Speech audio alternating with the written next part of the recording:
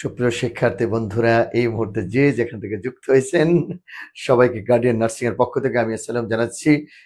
বন্যা ভেজা শুভেচ্ছা। আশা করি সকলে ভালো আছেন, সুস্থ আছেন, নিরাপদে রয়েছেন। আলোচনা হবে অনেক গুরুত্বপূর্ণ একটি ক্লাস, যেটা আপনারা বাংলার এক্সক্লুসিভ কিছু প্রশ্নের সমাধান হবে আজকের ক্লাসে দেখবেন। সেই ক্লাসগুলো দেখি কি আছে। বরাবরের মতো আমি আসসালাম আপনাদের সঙ্গে আছি power by Guardian nursing coaching. দেখেন কি কি আছে সেখানে আজকের, ঠিক আছে। বেশ কিছু ক্লাস এখানে হবে, আপনারা দেখতে পাবেন এক্সক্লুসিভ কিছু প্রশ্ন বিগত বছরের, যেগুলো আপনার লাগবে। প্রথম প্রশ্নটা দেখেন, নদী কোন ধরনের শব্দ? আসলে নদী দেশি শব্দ, তদ্ভব শব্দ, তৎসম শব্দ, বিদেশি শব্দ? যদি উত্তর পারেন তাহলে দিবেন। নদী কোন ধরনের শব্দ? আসলে দেশি শব্দ, তদ্ভব শব্দ, দেশি, তদ্ভব, তৎসম, বিদেশি? নদী। এর আগে কখনো দেখছেন নদী শব্দটা? দেখেন কে কি উত্তর করবে, একটু ঝটপট করে উত্তর করবেন। আমরা এটা নিয়ে কথা বলবো, নদী কোন ধরনের শব্দ।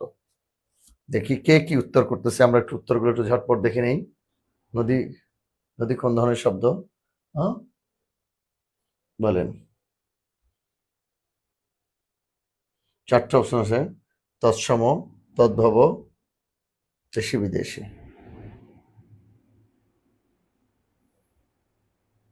আগে একটু দেখে নি এই ফাঁকে নদীর কতগুলো সিনোনিম আছে না।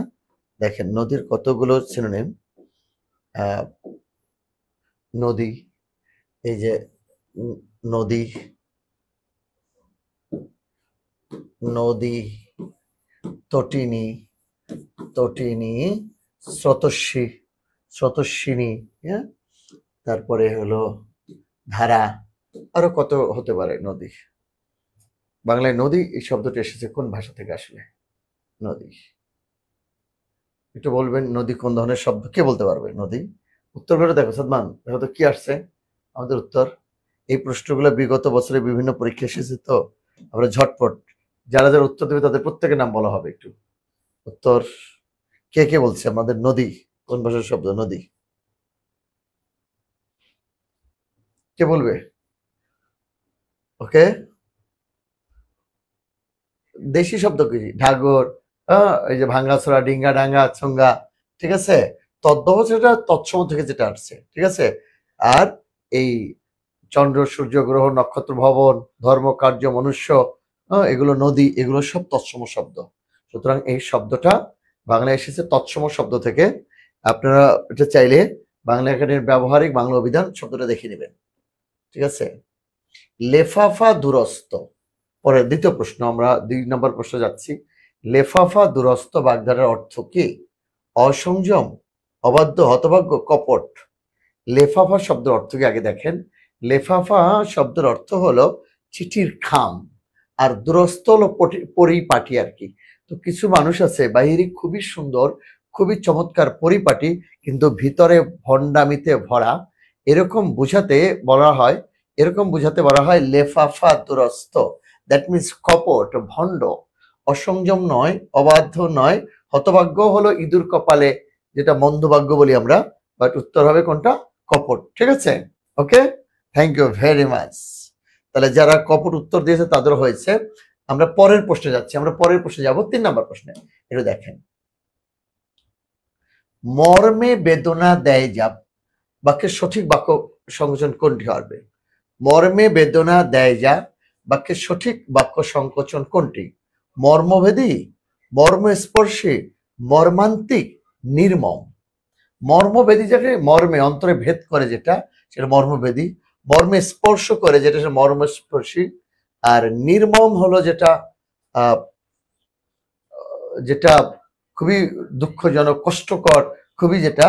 আর মর্মে বেদনা দেয় যা, সেটা হলো, বলেন তো? মর্মান্তিক। হ্যাঁ, উত্তর ঘ, মর্মে বেদনা যায়টা সেটা মর্মান্তিক। আর নির্মম হলো যেটা মমতাহীন আর কি, মমতা এরকম যেটা হয় নির্মম। তাহলে মর্ম ভেদ করে যায় সেটা মর্মভেদী, মর্মকে স্পর্শ করে যেটা মর্মস্পর্শী, যেটা হলো মমতা নেই এমন যেটা বুঝায় সেটা নির্মম।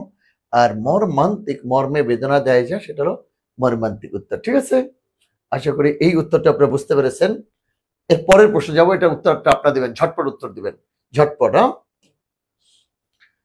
কোনটি অসমাপিকা ক্রিয়ার উদাহরণ? এখন আপনাদেরকে এটা একটু বুঝাতে হবে, তার আগে একটু আগে উত্তরটা দেখেন। শিশুটি খেলছে, মা শিশুকে চাঁদ দেখাচ্ছেন, আমি বাড়ি গিয়ে ভাত খাবো, সুমন ভাত খাচ্ছে। এটা কোনটি অসমাপিকা ক্রিয়ার উদাহরণ? শিশুটি খেলছে, মা শিশুকে চাঁদ দেখাচ্ছেন, আমি বাড়ি গিয়ে ভাত খাবো, সুমন ভাত খাচ্ছে। একটু দেখেন, আমি সরে যাচ্ছি তাতে আপনাদের দেখতে সুবিধা হবে। আপনারা উত্তরগুলো একটু ঝটপট দিয়ে নেবেন। কে উত্তর দিবে? এটা অসমাপিকা ক্রিয়ার উদাহরণ। আর কে কোথা থেকে দেখছেন আর জানাবেন, একটু কে কোথা থেকে যুক্ত হয়েছেন আমাদের সঙ্গে জানাবেন। হয়তো বললাম না, আমি দেখতে সমস্যা। আচ্ছা, যে বাক্যে ক্রিয়াটা সমাপ্ত হয়, যে বাক্যে ক্রিয়াটা সমাপ্ত হয় সেটা হলো সমাপিকা ক্রিয়া। এই যে সূর্য উঠলো, পাখি গান গাইলো, তুমি এসেছো, আমি খেয়েছি, তারা দেখেছে। আর অসমাপিকা কি দেখো, উঠে বসো, উঠে বসো, দেখে চলো, খেয়ে যাও, উঠে বসো, দেখে চলো, খেয়ে যাও, উঠে বসো, দেখে চলো, খেয়ে যাও। হ্যাঁ, এগুলো হলো অসমাপিকা ক্রিয়া। তাহলে যে বাক্যে ক্রিয়াটা সমাপ্ত হয় সমাপিকা, সমাপ্ত না হলে অসমাপিকা। আর একটি অসমাপিকা এবং সমাপিকা ক্রিয়া মিলে যে বাক্যটা ঘটে সেটা হলো যৌগিক ক্রিয়া। উঠে বসো, দেখে চলো, খেয়ে যাও, ঠিক আছে, আর কিছুই না। উঠে বসো, দেখে চলো, খেয়ে যাও, যৌগিক। এখন এই বাক্যে আমি একটু দেখাচ্ছি। শিশুটি খেলছে, সমাপ্ত। মা শিশুকে চাঁদ দেখাচ্ছে, সমাপ্ত। সুমন ভাত খাচ্ছে, এটা সমাপ্ত। কিন্তু আমি বাড়ি গিয়ে, এই যে গিয়ে, এটা অসমাপিকা ক্রিয়ার উদাহরণ। তাহলে উত্তর কোনটা হবে? উত্তর হবে গ। উত্তর হবে কোনটা? গ, গ, ঠিক আছে। পরেরটা যাচ্ছি আমরা। কোনটি বাংলা ভাষার বৈশিষ্ট্য? কোনটি বাংলা ভাষার বৈশিষ্ট্য? ধনুসময়ের অর্থ দ্যোতকতা নেই, বাক্যে স্বাধীনভাবে শব্দের স্থান পরিবর্তন করা যায়, ক্রিয়ার পদ ছাড়া বাক্য গঠন করা যায় না, ভাষা নিয়মিত পরিবর্তনশীল। আবারও দেখো, কোনটি বাংলা ভাষার বৈশিষ্ট্য? ভাষার ধ্বনিসমূহের অর্থ দ্যোতকতা নাই, বাক্যে স্বাধীনভাবে শব্দের স্থান পরিবর্তন করা যায়, ক্রিয়াপদ ছাড়া বাক্য গঠন করা যায় না, ভাষা নিয়মিত পরিবর্তনশীল। এবার দেখো কোনটি বৈশিষ্ট্য, উত্তর দাও দেখি কোনটা।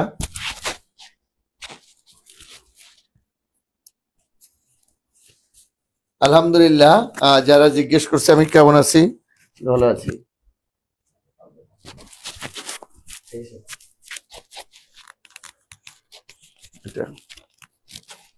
তাহলে ভাষার বৈশিষ্ট্যের মধ্যে যেটা পড়ে, ভাষা নিয়মিত পরিবর্তনশীল।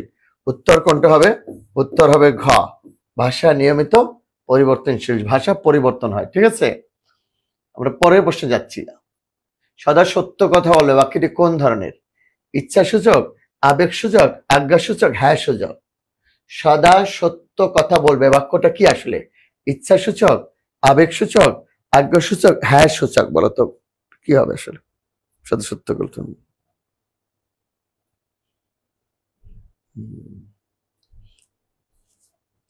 আদেশ, উপদেশ, অনুরোধ, এগুলো বুঝলে কি হয়? আজ্ঞা হয় না। সুতরাং এই বাক্যটা হলো আজ্ঞা সূচক। এটা কি? আজ্ঞা সূচক। পালিলাম আজ্ঞা সুখে, আজ্ঞা কি? আদেশ।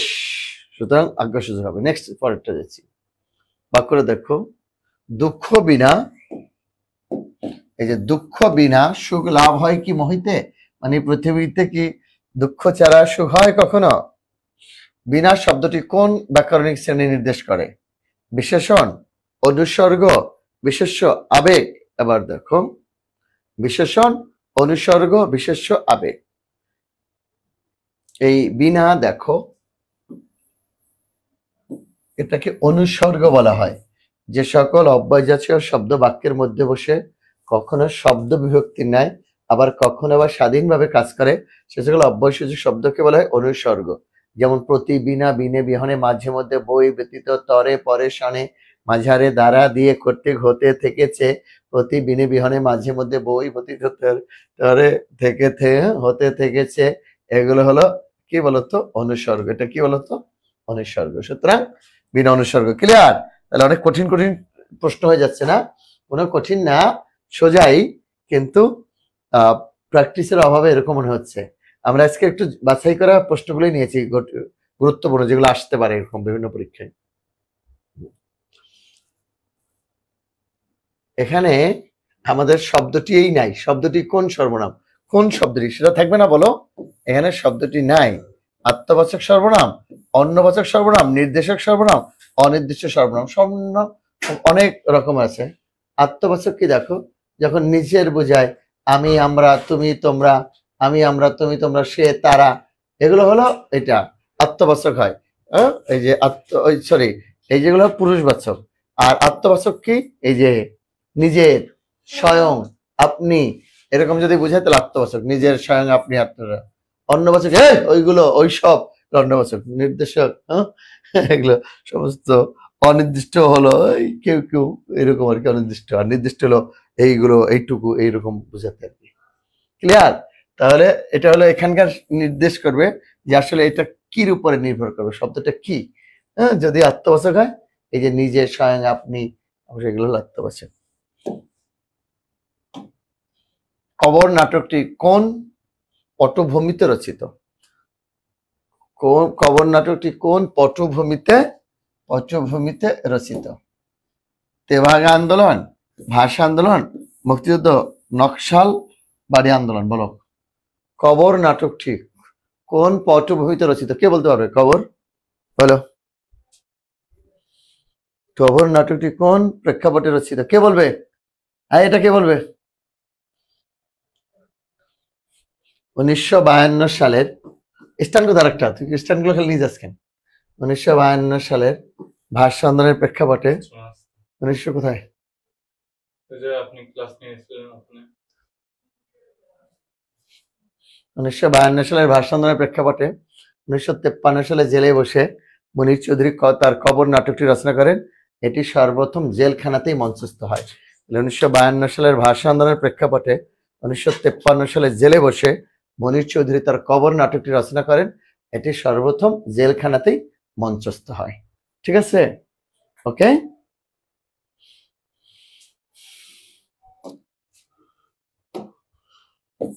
তাহলে ভাষা আন্দোলন, ভাষা আন্দোলন। দেখো, বৃক্ষ শব্দের সমর্থক শব্দ কোনটি? বোর্ডের দিকে তাকাও আর দেখো, বৃক্ষ শব্দের সমর্থক শব্দ কোনটি? ঠিক আছে, বৃক্ষ শব্দের সমর্থক শব্দ কোনটি? মরচত, নরিদ, অটবি, অঞ্চল। হ্যাঁ, দেখো, বৃক্ষ শব্দের সমর্থক শব্দ কোনটি? দেখো, নরিদ, অটবি। তাহলে দেখো, বৃক্ষ শব্দের সমর্থক শব্দ অটবি, অটবি, অটবি, বৃক্ষ। ঠিক আছে, গাছ, কতগুলো শব্দ। আমি সরে গেলাম, উত্তরটা দেখতে সুবিধা হবে, তোমাদের লাগবে পরবর্তীতে। ওকে,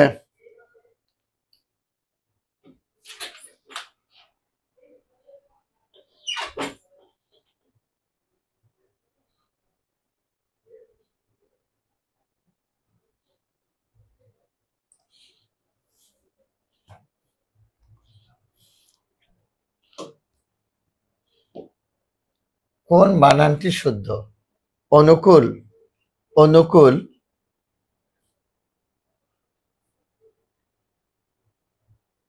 অধ্যয়ন, অত্যুজ্জ্বল। দেখো, কোন বানানটি শুদ্ধ? অত্যুজ্জ্বল যদি লিখতে হয় তাহলে এখানে একটা বফলা দিতে হবে। অধ্যয়ন শুদ্ধ, অত্যন্ত ঘন, অনুকূল, প্রতিকূল। হ্যাঁ, এটা তাহলে তোমার শুদ্ধ কোনটা? অধ্যয়ন, অধ্যয়ন না, অধ্যয়ন। ঠিক আছে, কোন বানানটি শুদ্ধ পেলা? আর বাকিগুলো সব ভুল আছে।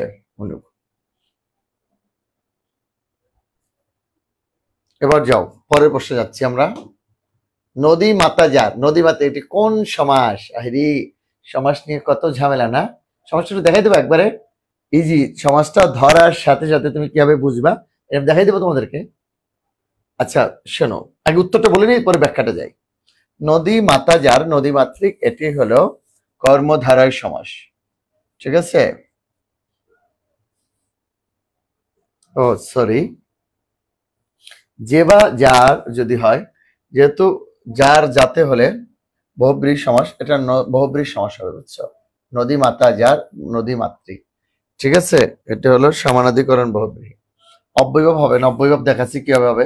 এটা নিত্য সমাস না, দ্বন্দ্ব সমাস, উভয় পদের মধ্যে ও বসবে, উভয় পদের। সুতরাং নদী মাতা যার নদী মাতৃক, এটি বহুব্রীহি সমাস, এটি বহুব্রীহি সমাসের উদাহরণ। আমরা পরের প্রশ্নে যাচ্ছি, নেক্সট কোশ্চেন দেখো।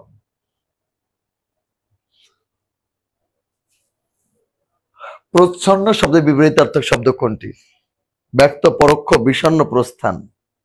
দেখো, প্রস্থান হলো আগমন, এই যে এটা হলো আগমন। বিষণ্ণ হলো হর্ষ, খুবই মজার, বিষণ্ণ। প্রত্যক্ষ, প্রত্যক্ষ সামনে, পরোক্ষ পিছনে, গুপ্ত, ব্যক্ত, এটা। তাহলে প্রচ্ছন্ন হলো একেবারেই যেটা ধরো অব্যক্ত আর কি, ঝাপসা এরকম। আর এর বিপরীত শব্দ হলো ব্যক্ত আর কি, উত্তরটা ব্যক্ত হবে। প্রত্যক্ষ, পরোক্ষ, বিষণ্ণ হবে না, প্রস্থান হবে না। সুতরাং প্রচ্ছন্নের বিপরীত শব্দ কি বলতো? ব্যক্ত, ব্যক্ত গেল এটা।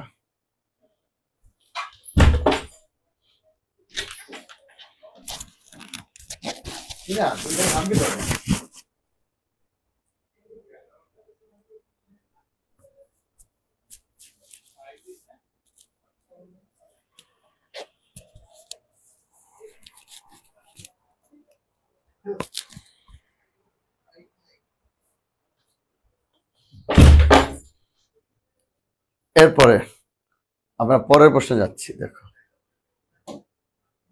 মনোরম শব্দের সন্ধি বিচ্ছেদ করো। মনোরম, মনোরম জানো, মনকে আকর্ষণ করে। যে আমরা পরের প্রশ্নে ঝটপট উত্তর দিবার, যে আগে দিবে তার নামটা বলা হবে। শুধু একটা প্রশ্ন উত্তর ঠিক মতো দিচ্ছে না, কারণটা কি?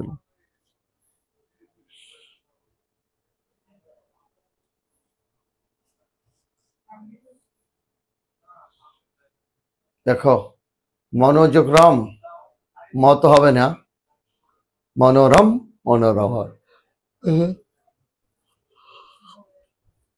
কোন শব্দ যদি ও থাকে, ও বুঝছো, ও থাকলে সেটা বিসর্গ যায়, মনে রাখবা। ওকে ওকে, ও থাকলে বিসর্গ যাবে। তাহলে মনোরম, মনোযোগ রম, উত্তর হবে মনোরম। ঠিক আছে, মনোরম। যাও, কোনটি দ্বিঘু সমাসের উদাহরণ? কুলের সমীপে উপকূল, বই খাতা ও কলম, বই খাতা কলম। ঠিক আছে, চৌরাস্তার সমাহার, চৌরাস্তা। চিরকাল ব্যাপী কুমার, চিরকুমার। বলো, কোনটি দ্বিঘু সমাসের উদাহরণ? সমাসটা আমি দেখাবো আজকে, কত ইজি করে করা যায় সেটা আমি দেখাবো, বাট বোঝের দিকে তাকাও। কোনটি দ্বিঘু সমাসের উদাহরণ কে বলবে? দেখো, কুলের সমীপে উপকূল, এটা হলো অব্যয়ীভাব। স্যার এটা বুঝবো কিভাবে যেটা অব্যয়ীভাব? একটু দেখাবেন? হ্যাঁ, এখনই দেখাচ্ছি, দাঁড়াও। বই খাতা ও পেন্সিল, বুঝছো, এটা দ্বন্দ্ব সমাস। বই খাতা কলম, বই খাতা কলম, এটা দ্বন্দ্ব। এটা এটা অবশ্য দ্বন্দ্ব, তবে কোন দ্বন্দ্ব যদি আসে, এটা বহুপদী দ্বন্দ্ব। চার রাস্তা সমর, চৌরাস্তা, এটা দ্বিঘু। আর চিরকাল বেপিয়া সুখী বা চিরকাল বেপিয়া কুমার, চিরকুমার, এটা হলো বেপিয়া হলেই দ্বিতীয় তৎপুরুষ হবে। চিরকাল বেপিয়া কুমার, চিরকুমার, এটা কি হলো? তো এটা হলো দ্বিতীয় তৎপুরুষ হবে, এটা দ্বিতীয় তৎপুরুষ। দ্বিতীয় দ্বিতীয়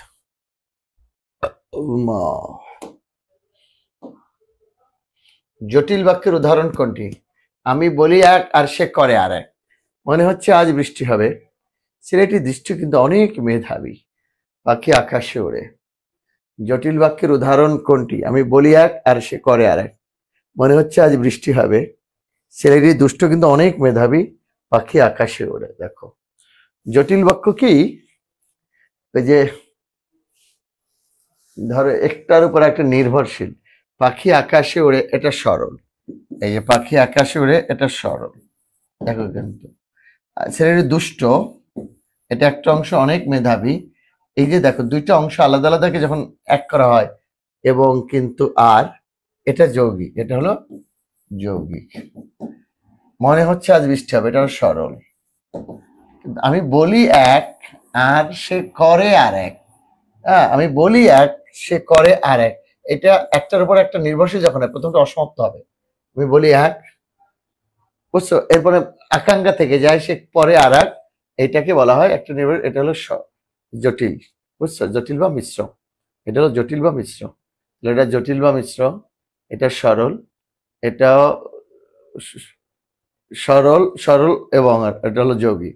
আর বাকি আকাশের এটা সরল, এটা সরল। কোনটি বাংলা কৃত প্রত্যয়ের উদাহরণ? কৃত, ফল অন, ইচ্ছুক, ঢাকা যোগাই, পানি যোক্তা। জন্য নাম যদি হয়, নাম, নামের সাথে যেটা যুক্ত হবে, তোমাদেরকে একটা জিনিস দেখাই, দেখো।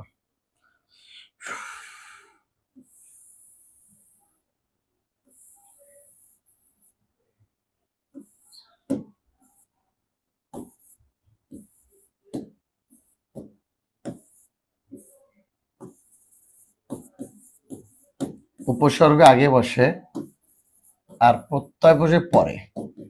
যে উপসর্গের সময় আগে বসবে, প্রত্যয় বসে পরে। যেমন হার আছে না, হার, হারের আগে আ বসলে আহার, খাওয়া, বিহার, ভ্রমণ, উপহার। আর হারের সাথে আ যোগ হলে হারা, হেরে যাওয়া। তাহলে হারের সাথে আ যোগ হলে হারা, হেরে যাওয়া, বুঝছো? হারের সাথে পরের যেটা যোগ হয় প্রত্যয়, আগে যেটা যোগ হয় উপসর্গ। উপসর্গ আগে বসবে, প্রত্যয় পরে বসবে, ঠিক আছে? উপসর্গ আগে বসবে, প্রত্যয় পরে বসবে। তাহলে দেখো এখন এই যে কৃত প্রত্যয়, কৃত কখন হয়? কৃত হলো ক্রিয়ার মূল ধাতু। আর তদ্ধিত কখন হয়? তদ্ধিত, তদ্ধিত হলো এই যে নাম যখন হয়, নামের সাথে যে প্রত্যয়টা যোগ হবে, সরি আমি এটা একটু আগে লিখছি, এই যে দেখো, নামের সাথে, এটা হলো কাজ, কাজের সাথে যখন কোনো প্রত্যয় যোগ হবে সেটা হলো কৃত। আর নামের সাথে যে প্রত্যয়টা যোগ হবে সেটা হলো তদ্ধিত। নামের সাথে প্রত্যয় যোগ হলে তদ্ধিত, কাজের থাকে। কাজ কেমন? তুই যা, তুই খা, তুই মর, তুই ডুব, তুই ভাস, এই যে না, যা, খা, এটা হলো কাজ। আর নাম, এই যে বাসি, এটা। এখন দেখো তুমি, এখন তোমাকে একটা জিনিস দেখি আমি, এই যে আসো, সরি, দাঁড়াও।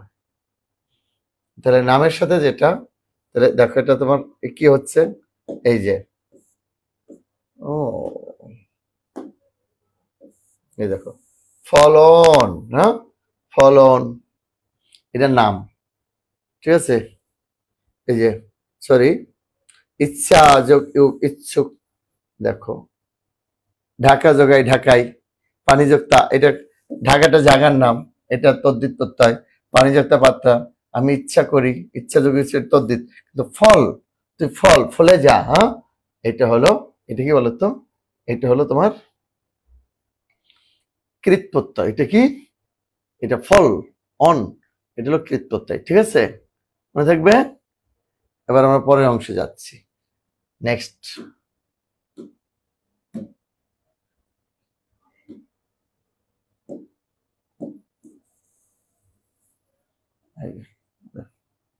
পরের পরের প্রশ্নে যাই, দেখো পরের অংশে,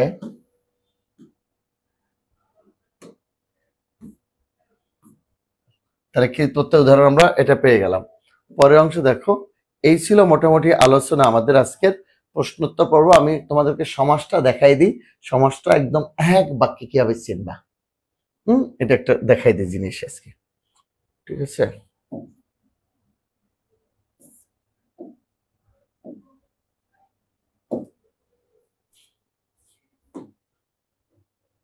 সাদমান, এদিকে আসো, এটা নিয়ে আসো একটু। আমাদের নোটটা সরে গেল কেন?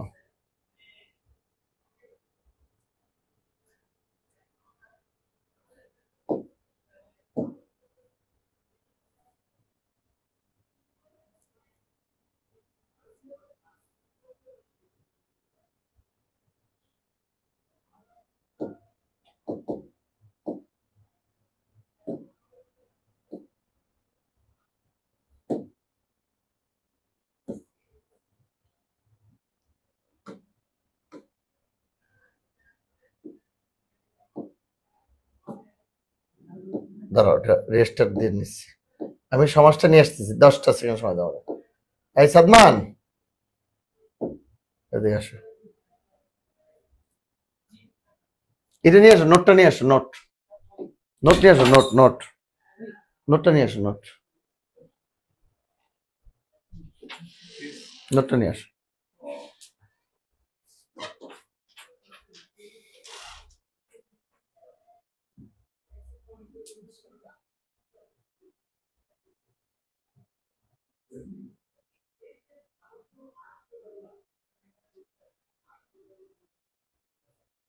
কয় নম্বর ছিল? নোট নোট আনলে হবে, এটা এটা তুমি রেজিস্টার দরকার নেই। না এটাতে আসছে। এটা শেষ, এটা লাগবে না, এটা শেষ হয়ে গেছে। সেটা আর হলে ভালো ছিল। এখন নোটে একটা জিনিস দেখাবো, আমরা সমাস কত সহজে নির্ণয় করা যায় সেটা আমরা নোটে দেখাই দিচ্ছি। নোট চলে গেল কেন এক্সিট হয়ে?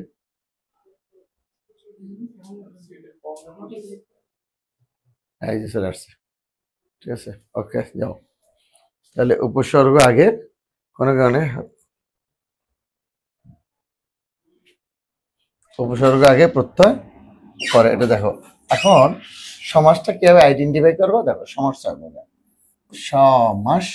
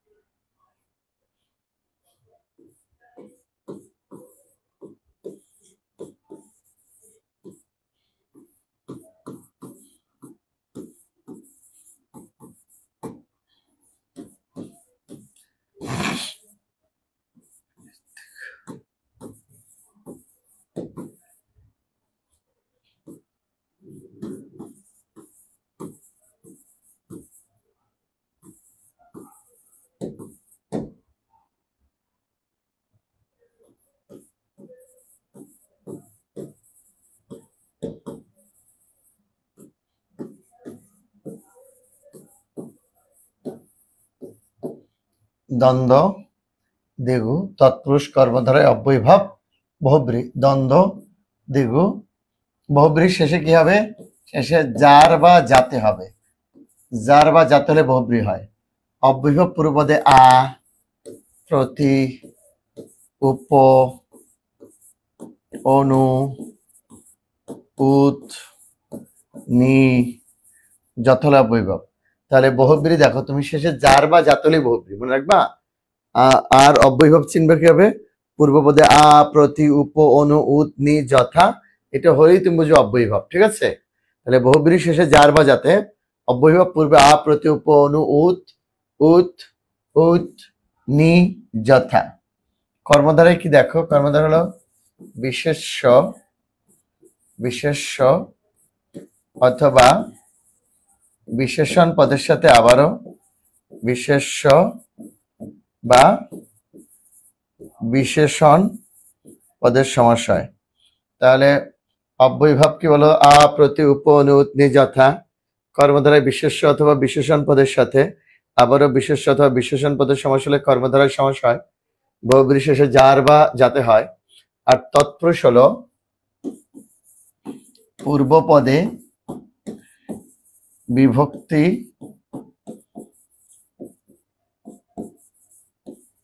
লোপ পাবে। পূর্বপদে বিভক্তি লোপ পাবে। দ্বিগু আগে সংখ্যা থাকবে আর পরে সমাহার হলেই দ্বিগু। আগে সংখ্যার পরে সমাহার হলো দ্বিগু। দ্বন্দ্ব হলো উভয় পদের মধ্যে ও হলে দ্বন্দ্ব হবে। তাহলে উভয় পদের মধ্যে ও হলে দ্বন্দ্ব হবে। দ্বিগু পূর্বপদের সংখ্যা পরে সমাহার হলে দ্বিগু। পূর্বপদে বিভক্তি লোপ পেলে হবে তৎপুরুষ। কর্মধারা হলে বিশেষ্য অথবা বিশেষণ পদের সাথে বিশেষ্য অথবা বিশেষণ পদের সমাস হলে কর্মধারায় হয়। আর পূর্বপদে আ, প্রতি, উপ, অনু, উত, নি, যথা এগুলো হলে অব্যয়ভাব সমাস হবে। বহুব্রী শেষে যার বা যাতে থাকলে বহুব্রী হবে। শেষে যার বা যাতে থাকলে বহুব্রী হবে, ঠিক আছে? তাহলে কি বলছি বলো? দ্বন্দ্ব উভয় পদের মধ্যে ও বসবে। দ্বিগু সংখ্যার সমার হলো দ্বিগু। তৎপুরুষ পূর্বপদে বিভক্তি লোপ পাবে। কর্মধারায় বিশেষ্য অথবা বিশেষণ পদের সাথে আবারও বিশেষ্য অথবা বিশেষণ পদের সমাস হলে কর্মধারায় হয়। অব্যয়ভাব পূর্বপদে আ, প্রতি, উপ, অনু, উত, নি, যথা হলে অব্যয়ভাব। বহুব্রী শেষে যার বা যাতে থাকলে সেটা বহুব্রী হয়। যার বা যাতে থাকলে সেটা বহুব্রী হয়। ওকে, মনে থাকবে? ও যা থাকবে। এখন উদাহরণ দেন স্যার। দেখো এই যে ও, এটা একটু লিখে নিই। সংখ্যার সমাহার, তৎপুরুষ পূর্বপদে বিভক্তি লোপ পাবে। বিশেষ্য অথবা বিশেষণ পদের সাথে বিশেষ্য অথবা বিশেষণ পদের সমাস হবে। আ, পূর্বপদে আ, প্রতি, উপ, অনু, উত, নি, যথা হলে শেষে যার বা যাতে হলে বহুব্রী। এবার আমি কয়েকটা উদাহরণ দিই তোমাকে, তুমি দেখো। দেখো এই যে পিতা মাতা সমান সমান হলো পিতা ও মাতা। পিতা ও মাতা এটা দ্বন্দ্ব সমাস হবে। ঠিক আছে, সমাহার দেখো, ত্রিফলা, ত্রিফলা তিন ফলের সমাহার, চৌরাস্তা চার রাস্তার সমাহার, পঞ্চনদ পাঁচ নদীর সমাহার, ষড়ঋতু ছয় ঋতু সমাহার দ্বিগু।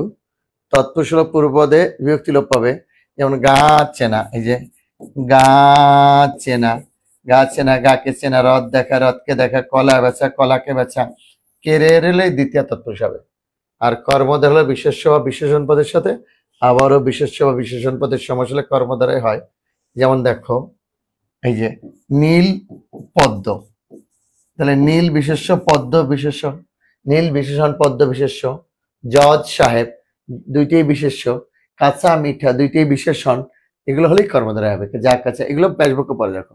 আর প্রতি দেখো, এই যে আকণ্ঠ, এই যে প্রতিদিন, উপকূল, উপকূল দেখো, অনুতাপ, এই যে উদ্বেল, ওই দেখো উদ্যোগ বেল, সেল উদ্বেল, নির্জলা, নিরামিষ, যথাসাধ্য, যথাবিধি, এগুলো হলো অব্যয়ভাব।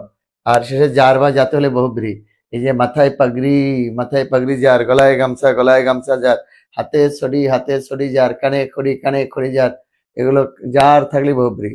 তাহলে হ্যাঁ, যার বা যা থাকলে সে হবে বহুব্রী। ঠিক আছে, মনে থাকবে। এটা খুব বেশি কঠিন মনে হয়েছে? বলো, তবে তোমাদেরকে একটা উদাহরণ দিই, দেখো। যেমন ধরো তুমি বিনা পানি, দেখো বিনা পানি, এই যে বিনা পানি কি হবে? বিনা পানিতে যার, বহুব্রী। মাথায় পাগড়ি যার, গলায় গামছা যার, হাতে ছড়ি যার, কানে খড়ি যার, এটা যার বা যাতে থাকলে বহুব্রী হবে। ঠিক আছে, তাহলে তুমি বুঝছো? এগুলো হলো সমাসের সবচেয়ে সহজ নিয়ম। মুখস্থ রাখা যাবে? বলো তো, কে কে পারবে এটা মুখস্থ করতে? একবার ইয়েস বলো, জি স্যার পারবো। কে পারবে এটা বলো? সমাস এগুলো সব চিরতরে শেষ হয়ে যাবে, নির্মূল হয়ে যাবে। ঠিক আছে, হ্যাঁ, একটু মনে রাখলেই সমাস আপাতত সংক্ষেপে শেষ। বাকিটা আমরা ডিটেইলস দেখাবো না। কারো কোনো প্রশ্ন আছে তোমাদের? প্রশ্ন থাকলে বলতে পারো। ঠিক আছে, এবার আমি একটা প্রশ্ন করি, দেখো, একদম সোজা একটা প্রশ্ন, বলতে পারবা?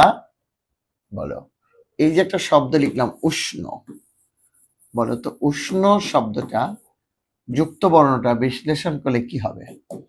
উষ্ণ শব্দটা বিশ্লেষণ করলে, যুক্ত বর্ণ করলে কি হবে বলো তো? মূর্ধন্য স্বর সাথে মূর্ধন্য হবে না মূর্ধন্য স্বর সাথে ইও হবে? কোনটা বলো তো? উষ্ণ শব্দটার যুক্ত বর্ণ কি কি হবে বলো? বলো।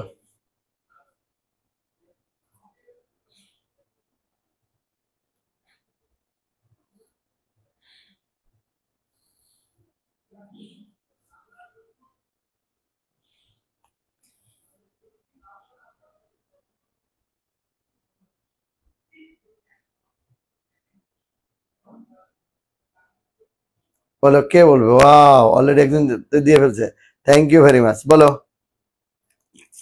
আর কে দিবে? উষ্ণ শব্দটা, আচ্ছা শোনো, এটা দেখতে ইওর মতো হলে এটা আসলে ইও না, এটা হলো শয়ন। উষ্ণ, তৃষ্ণা, কৃষ্ণ, উষ্ণ, তৃষ্ণা, কৃষ্ণ, এটা সব শয়ন হবে। ঠিক আছে, উষ্ণ। আচ্ছা, এই যে যুক্ত বর্ণ, এটা ভাঙালে কি হবে? কয়ের সাথে কি বলো তো? ক প্লাস মূর্ধন্য ষ। কিন্তু এটাকে কেউ বলে যুক্ত খ, কেউ বলে খেও, এটা ঠিক না।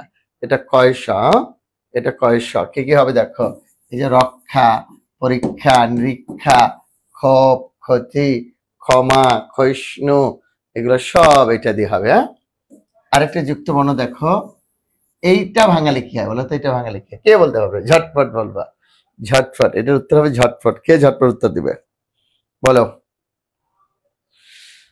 এটা লাগবে বাংলা পড়তে গেলে। দেখো, এটা হয় প্লাস ম, এটা হয় প্লাস ম।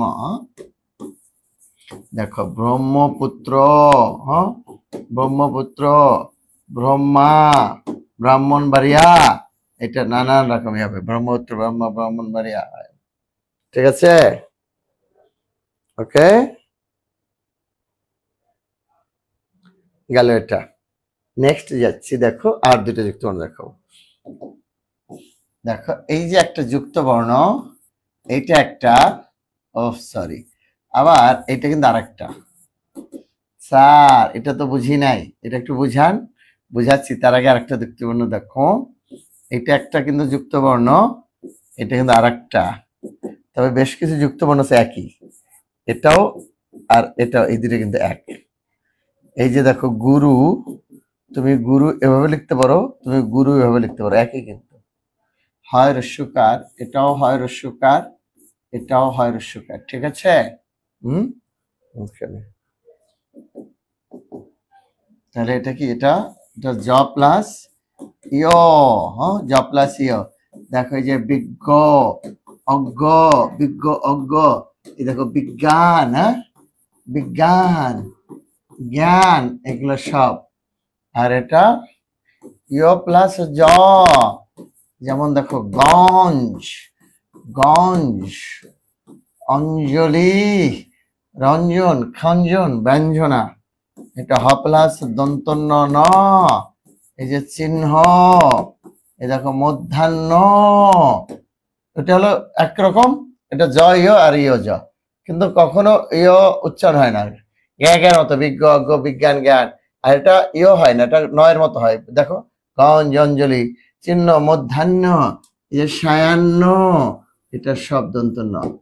এটা হ প্লাস মূর্ধন্য ন, এটা দিয়ে কি হয়, এটা দিয়ে হয় পূর্বাহ্ন, অপরাহ্ন, ঠিক আছে এটা। তাহলে এই ছিল তোমার টোটাল বিষয়টা।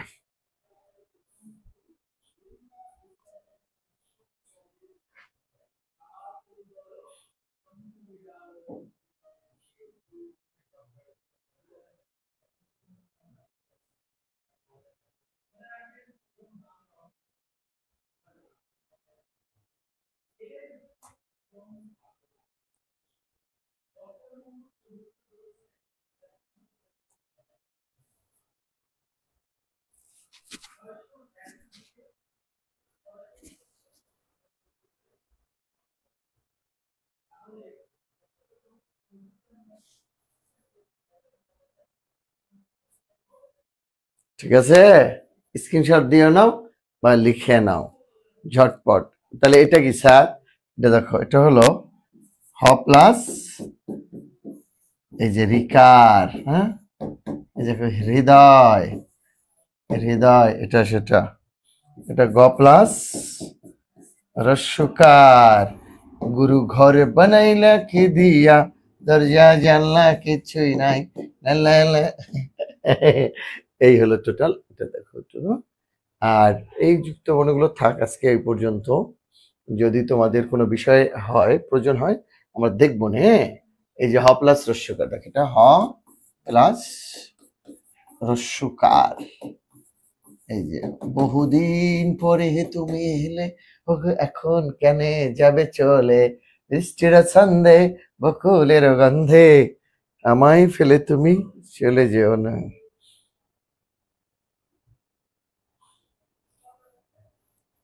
ঠিক আছে, তাহলে এটা হলো, এটা হলো তোমার কি বলতো,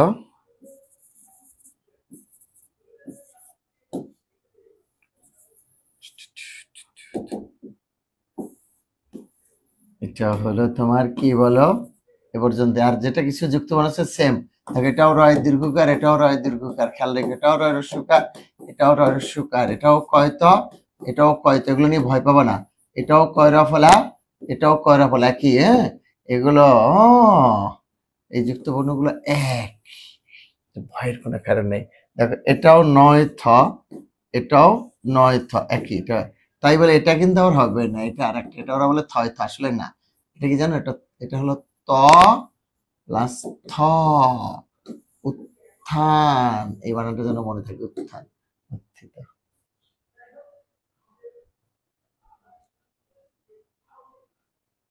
তাহলে আজকে এই পর্যন্ত থাকবে কিন্তু। সবাইকে অনেক অনেক শুভকামনা। আমার সঙ্গে থাকার জন্য।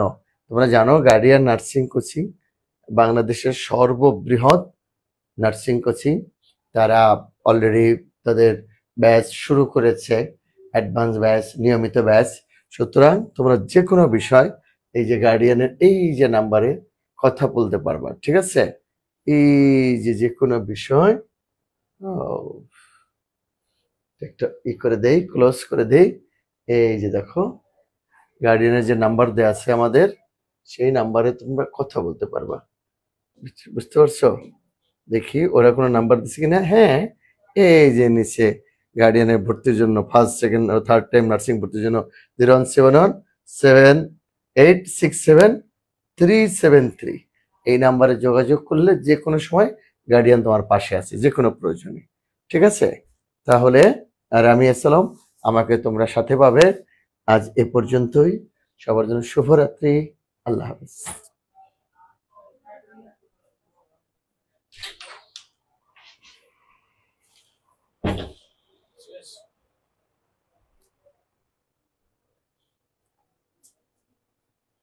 Yes, sir.